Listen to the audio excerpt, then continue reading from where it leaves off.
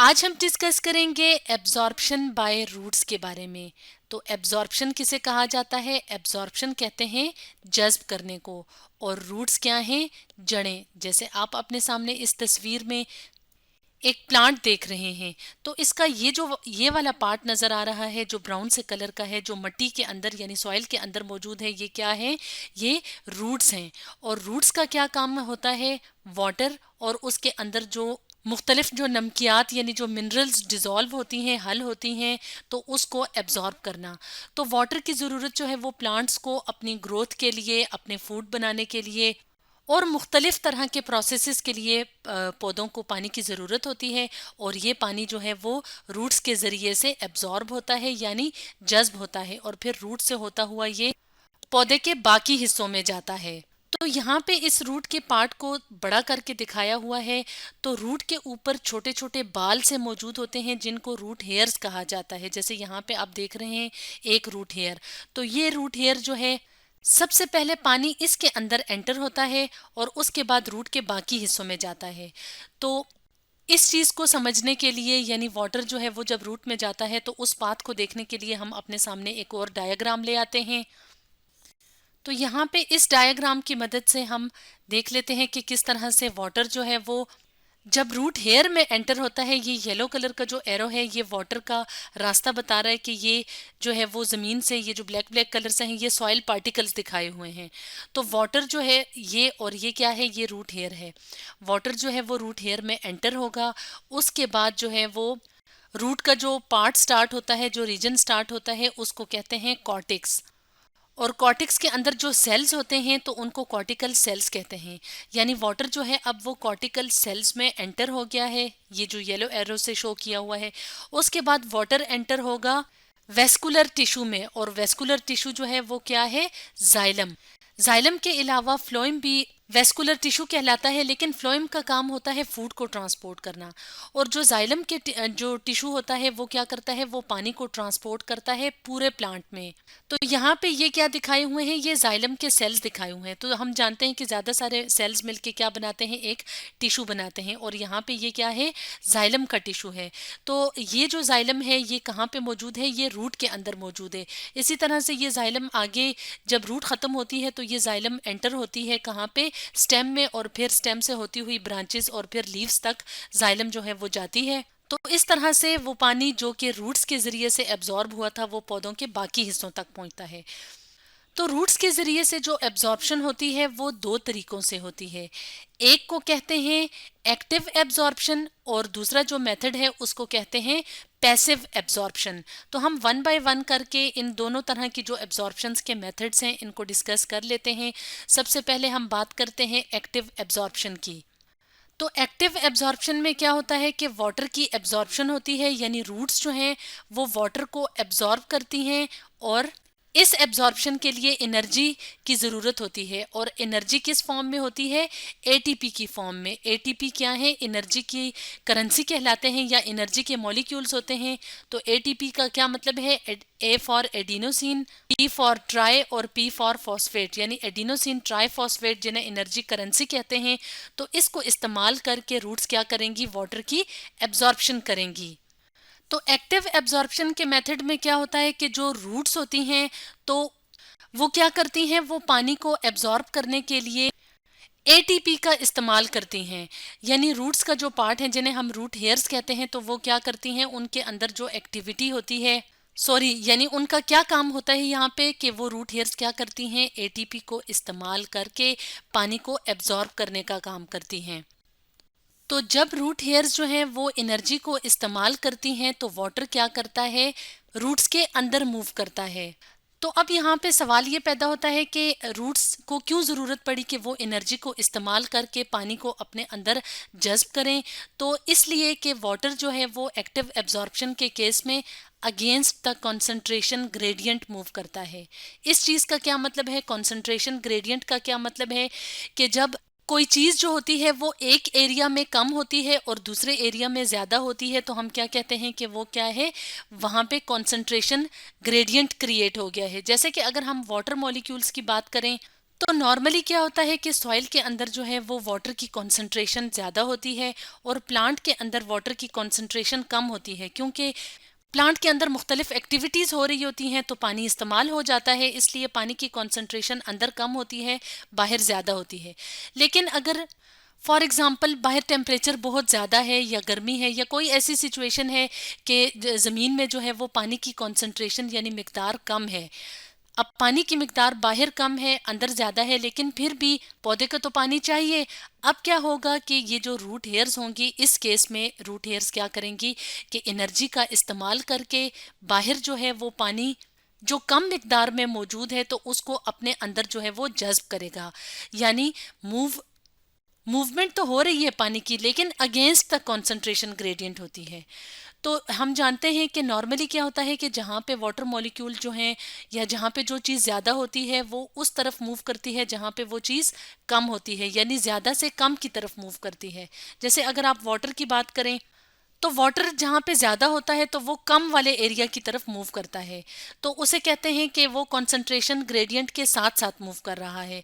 लेकिन यहाँ पे क्या हुआ है, यहाँ पे वाटर की मूवमेंट जो है वो क्योंकि एनर्जी को इस्तेमाल करके हुई है और कम से ज़्यादा की तरफ हो रही है, इसलिए हम कहते हैं कि ये क्या है, against the concentration gradient movement है। तो इसलिए जो है वो एक्टिव एब्जॉर्प्शन में एटीपी यानी एनर्जी का इस्तेमाल करके पानी को एब्जॉर्ब किया जाता है रूट हेयर्स के ज़रिए से। और अगर हम पाथवे की बात करें कि एक्टिव एब्जॉर्प्शन में पानी किस रास्ते से जो है वो अंदर की तरफ जाता है, प्लांट्स के अंदर जाता है, तो इस चीज़ को समझने के लिए हम अपने सामने एक और डायग्राम ले आते हैं। तो यहाँ पे हम इस डायग्राम में जो पाथवे देख रहे हैं वो क्या है, सिम्प्लास्ट पाथवे। तो सिम्प्लास्ट पाथवे में जो वाटर की मूवमेंट होती है वो साइटोप्लाज्म के जरिए से होती है। तो साइटोप्लाज्म के जरिए से किस तरह से होती है, इस चीज़ को समझने के लिए हम अपने सामने यहाँ पे तस्वीर ले आते हैं। तो इस तस्वीर में हम यहाँ पे प्लांट सेल्स को देख लेते हैं कि यहाँ पे हमें दो प्लांट सेल्स नज़र आ रहे हैं और इनके दरमियान जो है वो आप यहाँ पे अगर देखें तो यहाँ पे प्लाज्मोडेस्मा नज़र आ रहा है। प्लाज्मोडेस्मा क्या होता है कि जो प्लांट के जो सेल वॉल्स होती हैं उनमें जो करीब करीब सेल्स होते हैं तो उनमें एक कनेक्शन का काम करता है प्लाज्मोडेस्मा। वो किस तरह से कि सेल वॉल के अंदर इस तरह से छोटा सा पोर होता है, यानी इसमें इस सेल वॉल के अंदर पोर है, इस सेल के सेल वॉल में, इसी तरह इस सेल के सेल वॉल में जो पोर है, तो ये क्योंकि सेल्स करीब करीब हैं तो इसलिए जो प्लाज्मोडेस्मा है वो एक ब्रिज का या कनेक्शन का काम कर रहा है। तो अब इस सेल का जो साइटोप्लाज्म है वो इस सेल के साथ अब क्या है, कनेक्शन में है। जैसे आप यहाँ पे देख रहे हैं कि क्या है, ये साइटोप्लाज्म है और ये साइटोप्लाज्म है, तो ये दो सेल्स के साइटोप्लाज्म हैं, तो वो इस प्लाज्मोडेस्मा का जो रास्ता है यानी ये जो ब्रिज का काम कर रहा है इसके थ्रू साइटोप्लाज्म के कनेक्शन बन रहे हैं। तो अब ये एक्टिव एब्जॉर्प्शन में क्या होता है कि वाटर की मूवमेंट जो होती है वो साइटोप्लाज्म से साइटोप्लाज्म में होती है, यानी जो सेल्स आपस में जो है वो इस कनेक्शन के ज़रिए से जुड़े होते हैं, तो वाटर जो है वो साइटोप्लाज्म के ज़रिए से मूव करता है। तो इस तरह का जो पाथवे होता है उसको कहते हैं सिम्प्लास्ट पाथवे। इस तरह से एक्टिव एब्जॉर्प्शन जिसमें कि एनर्जी की यूटिलाइजेशन यानी एनर्जी इस्तेमाल होती है, तो इसमें वाटर के जो मॉलिक्यूल्स होते हैं तो वो कौन सा पाथवे अपनाते हैं, वो कौन सा रास्ता अपनाते हैं, वो सिम्प्लास्ट पाथवे अपनाते हैं। अब हम बात करेंगे दूसरे मेथड की, यानी एब्जॉर्प्शन का दूसरा मेथड कौन सा होता है, वो होता है पैसिव एब्जॉर्प्शन। तो जो पैसिव एब्जॉर्प्शन का मेथड होता है उसमें एनर्जी की रिक्वायरमेंट नहीं होती, यानी वाटर जो है वो प्लांट के अंदर मूव करता है एनर्जी को इस्तेमाल किए बगैर, यानी रूट्स पानी को एब्जॉर्ब करेंगी एनर्जी को इस्तेमाल किए बगैर और यही पानी जो है वो प्लांट के अंदर मूव करेगा। लेकिन अब यहाँ पे क्वेश्चन ये है कि अगर रूट्स जो हैं वो एनर्जी को यूटिलाइज यानी एनर्जी को इस्तेमाल नहीं कर रही, तो फिर वो कौन सी फोर्स होती है जिसकी वजह से पानी जो है वो रूट्स में एब्जॉर्ब होता है और फिर यहाँ से होते हुए प्लांट्स के बाकी हिस्सों तक पहुँचता है। तो इस जो मूवमेंट है यानी वाटर की जो मूवमेंट है यहाँ पे इस केस में, तो इसकी वजह है ट्रांसपिरेशन पुल। तो ट्रांसपिरेशन पुल को समझने के लिए हम सबसे पहले ट्रांसपिरेशन के प्रोसेस को देखते हैं कि इस प्रोसेस में क्या होता है कि जो पानी है वो लीव्स में जो मौजूद स्टोमेटा यानी छोटे छोटे से सुराख होते हैं उसके ज़रिए से वेपर्स की शक्ल में बाहर एटमॉस्फेयर यानी हवा में शामिल हो जाता है। तो इस प्रोसेस को ट्रांसपिरेशन का प्रोसेस कहते हैं। अब ट्रांसपिरेशन का जो प्रोसेस होता है उसमें क्या होता है कि अब यहाँ से पानी जो है वो बाहर की तरफ निकल गया है, यानी यहाँ पे पत्तों के अंदर जो है वो पानी की जो कॉन्सेंट्रेशन है या मिकदार है वो कम हो गई है। तो इस वजह से एक पुल यानी एक फोर्स सी यहाँ पे बन जाती है, तो इसको क्या कहते हैं, ट्रांसपिरेशन पुल। तो ये जो पुलिंग फोर्स है इसको हम क्या कहते हैं कि यहाँ पे एक टेंशन सी क्रिएट हो गई है, यानी ये जो रीजन है, ये जो एरिया है, यहाँ पे ट्रांसपिरेशन की वजह से एक टेंशन सी बन गई है। और ये टेंशन क्यों बनी है, ट्रांसपिरेशन के प्रोसेस की वजह से। तो जो ट्रांसपिरेशन के प्रोसेस में जो ट्रांसपिरेशन पुल होता है वो क्या करता है कि वो पानी को नीचे की तरफ से खींचता है, यानी अब यहाँ पे पानी की ज़रूरत है तो ये क्या करेगा, ट्रांसपिरेशन पुल यानी ये जो फोर्स है ये पानी को यहाँ से नीचे से ऊपर की तरफ खींचने की कोशिश करेगा। अब पानी जो है वो यहाँ से ऊपर की तरफ जा रहा है, इसका मतलब है कि अब रूट्स में पानी की क्वांटिटी या पानी की जो कंसंट्रेशन है वो कम हो गई है। तो अब क्या होगा कि सॉइल में तो पानी मौजूद है, तो अब पानी क्या करेगा, पानी ऑस्मोसिस के प्रोसेस की मदद से रूट्स के अंदर मूव करेगा यानी दाखिल होगा। जैसे यहाँ पे हम देख रहे हैं कि ये रूट हेयर्स हैं और ये वाटर है, तो वाटर क्या कर रहा है, अंदर मूव कर रहा है। तो ऑस्मोसिस के प्रोसेस को हम अपनी पिछली वीडियोस में डिटेल से डिस्कस कर चुके हैं कि जब पानी जो है वो हाई कॉन्सेंट्रेशन से लो कॉन्सेंट्रेशन की तरफ मूव करे एक सेमी परमिएबल मेम्ब्रेन की मदद से। तो हम जानते हैं कि जो प्लांट सेल्स होते हैं, जाहिर सी बात है कि जो रूट्स हैं तो वो भी सेल से मिलके बने होते हैं, तो इनके बाहर एक सेल वॉल मौजूद होती है और सेल वॉल के अंदर सेल मेम्ब्रेन होती है।